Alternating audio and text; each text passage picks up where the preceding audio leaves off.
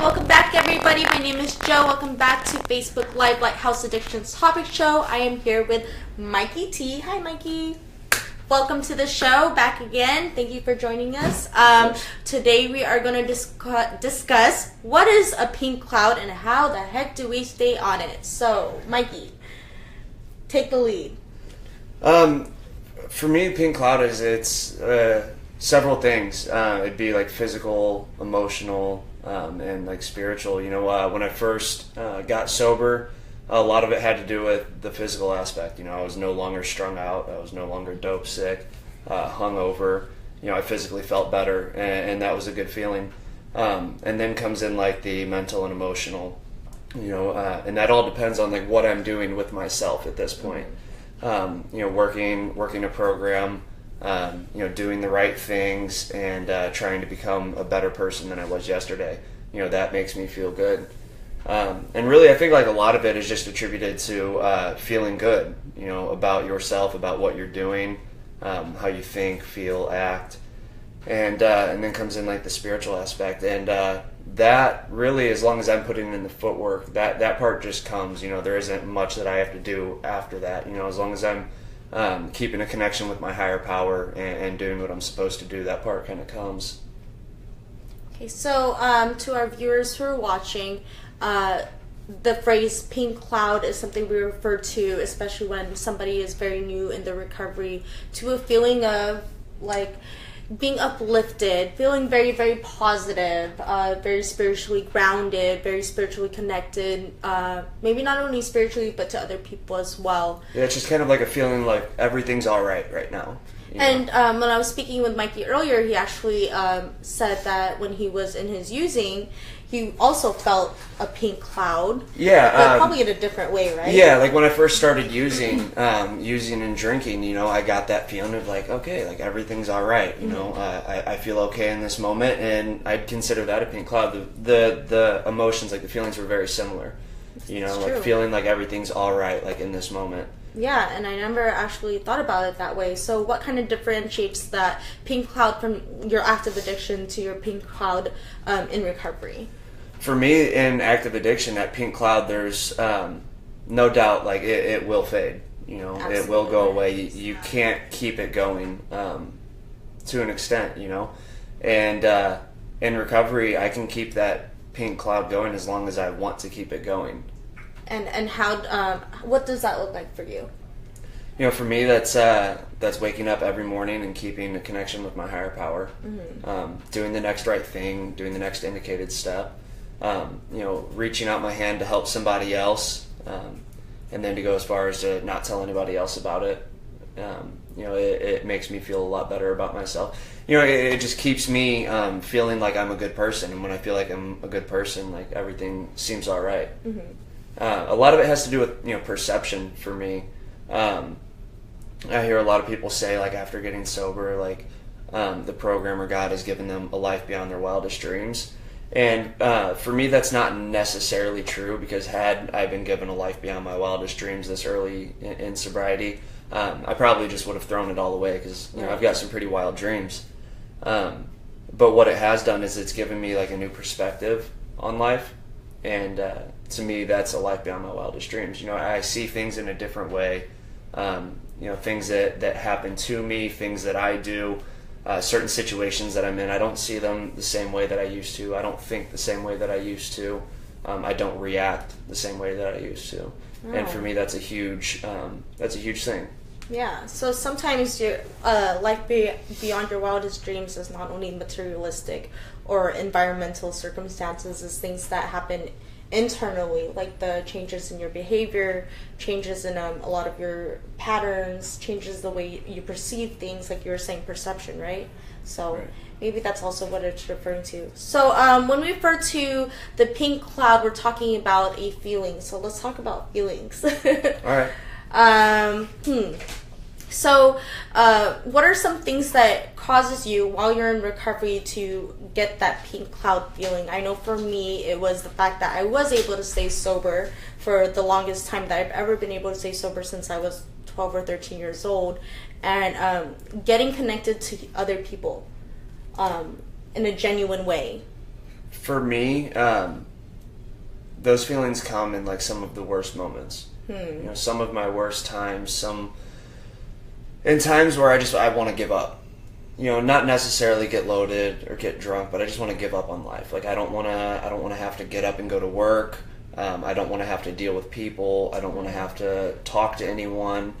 You know, certain situations happen where you know, I don't want to go through what I'm going through. I don't want to deal with what I'm dealing with. And then being at the end of the day, just being able to be like, you know, what is getting loaded going to do for the situation? Right. It's not going to do anything. And, you know, without that struggle, there is no growth. And when I'm able to be in a moment like that, be in a situation like that, when I don't want to do anything or, you know, to the complete opposite extent, you know, I want to do something that I shouldn't do, and I do the opposite, that's what keeps me going. That's what makes me feel good, you know, being able to make it through a situation that I didn't think I would be able to make it through, or to be able to deal with a situation that I didn't think I'd be able to deal with. That's what makes me feel good. And, you know, it's seeing myself grow, doing something that I normally wouldn't do.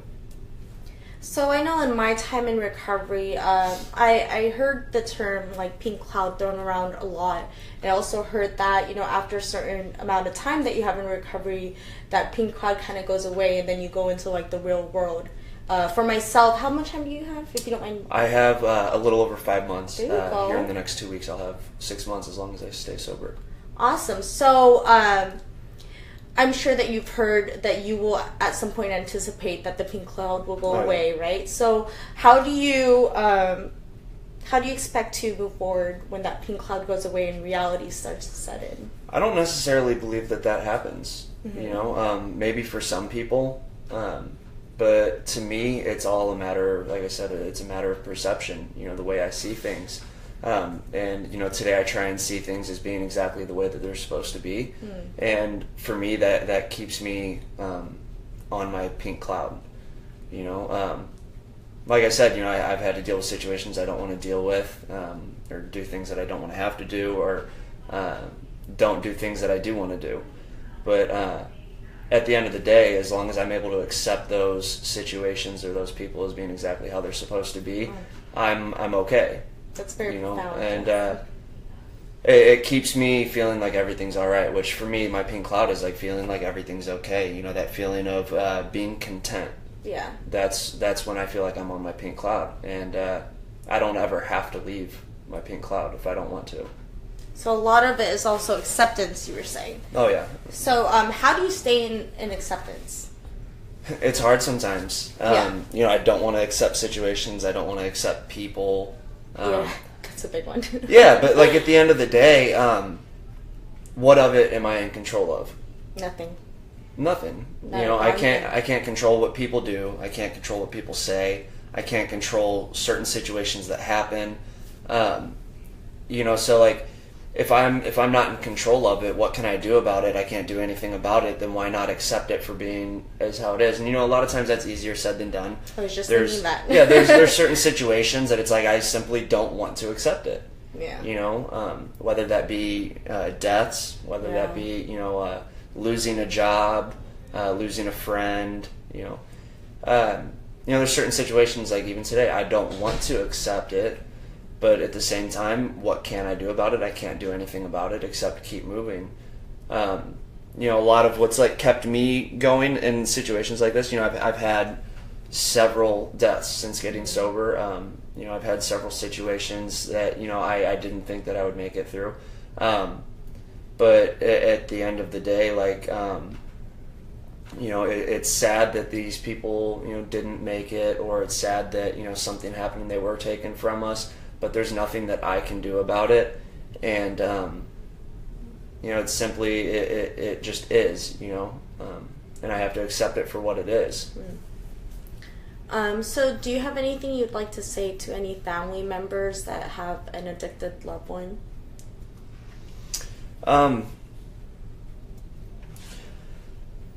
Honestly, one thing that I would have liked, I guess, would just be a big part of it for me is like a connection, right?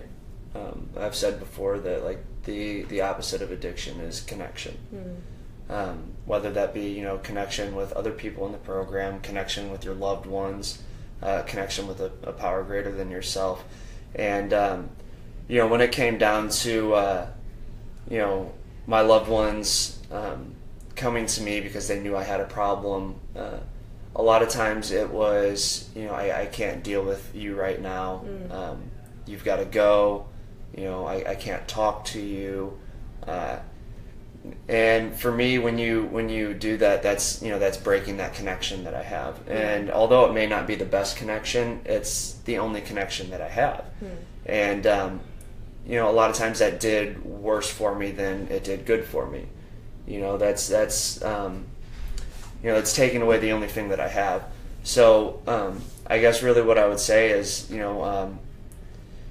you may not be able to help those family members financially. You may not be able to do anything for them in the moment, because nobody's going to stop until they're ready to stop. Absolutely. But you can still be there for them. If they want to call you and talk to you, let them call you and talk to you. I completely understand not being able to support them financially or support their drug habit or their alcohol habit. But, this is something that I've even had to do in sobriety. Friends that, they want to reach out when they're having a rough time, and it's like, I need money, or I need you to come and help me and get me out of this situation. And, I've had to tell them, like, look, like, I'm here for you. I'm here if you want to call me, if you want to talk to me. I'm here as your friend, but I can't give you money, and I can't keep saving you from these situations that you get yourself in. And I think that, it would have helped me a lot. I may have made it around sooner. I may not have, I may never know. But I just say don't break that connection with them. Yeah, don't shut them out completely. Yeah, because it's very painful, especially when you're still in your active addiction. Like you were saying, the opposite of addiction is connection. And when you are in your active addiction, you feel completely hopeless, completely worthless, and completely isolated, no matter how many people are in the room with you. Oh, right? yeah. And sometimes all you really want is to be able to reach out to that family member and just even talk to them and see how their day's going, or tell them that you miss them, and we've hurt them so much that they completely cut us off. So yeah, that's some great advice. And do you have any advice that you'd like to say to anybody who's currently active in their addiction, potentially looking for help? Yeah, the people that are looking for help, if you've come to a point that you feel that you can't keep doing what you're doing, reach out. There's people out there to help you. There's people out there that want to see you do well, that care about you, that want the best for you.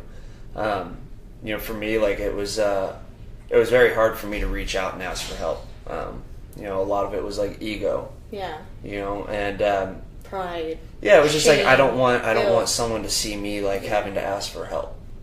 Because don't you know who I am? And or who I think I am. Right. Exactly. It wasn't even who I am, and my ego will get me killed. It's put me in situations that, I feel that I need to prove that I'm somebody that I'm not. And, I wish that I had been able to reach out long before I did. I am young, but I've had to go through more than I'd like to have gone through. And you don't have to go through any more than you've already gone through.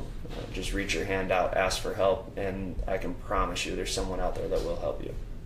Beautiful. Well, I want to thank you so much for coming by.